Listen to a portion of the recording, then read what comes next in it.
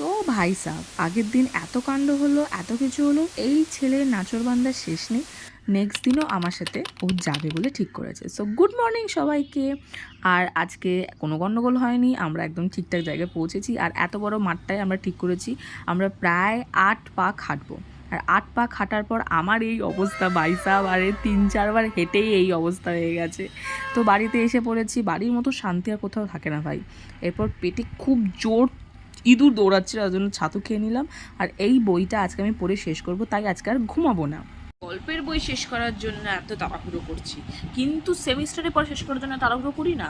Even পড়ছিও না, আমার মঙ্গলবার বৃহস্পতিবার পরীক্ষা, আমি তবুও পড়ছি না। হ্যাঁ হ্যাঁ, এই লিস্টে আমিও পড়ি।